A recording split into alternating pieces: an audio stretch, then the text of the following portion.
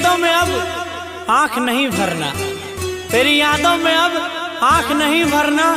जा बेवफा तुझे याद नहीं करना, तुझे याद नहीं करना। भले तू भूले जो भूल पाइबो ने हम,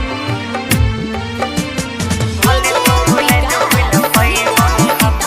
सिंगिंग बाय गौरव ठाकुर। बाप के क्रिया खैली माई के कसम, बाप के क्रिया खैली माई के कसम।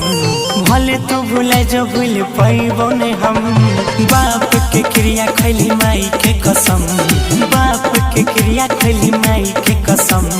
भले तू भूले जो भूल पाइबो ने हम, बाप के क्रिया खैली माई के कसम। भले तू भूले जो भूल पाइबो ने हम, भले तू भूले जो भूल पाइबो ने हम। Ganpati recording studio Bhawanipur. जे थाली में खोली कर देली छेद गे, समझ में अलो नहीं करे जा तोर भेद गे।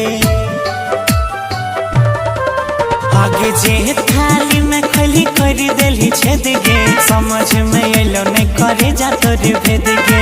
पल में तो तोड़ देली हमार भरम, पल में तो तोड़ देली हमार भरम। भले तू भूले जो भूल पाइबो ने हम, बाप के क्रिया खैली माई के कसम। भले तू भूले जो भूल पाइबो ने हम, भले तू भूले जो भूल पाइबो ने हम। Ganpati recording studio Bhawanipur. अपना बना के ना हो गेला खिलाफ गे, राइटर धीरज तोरा कर तो ने माफ गे। अपन बने के ना हो गेला खिलाफ गे, राइटर धीरज तोरा कर तो ने माफ गे। राजेश रसीला गौरव कहो हरदम, अजय सटार गौरव कहो हरदम। भले तू भूले जो भूल पाइबो ने हम, बाप के क्रिया खैली माई के कसम। Mix by Ajay star.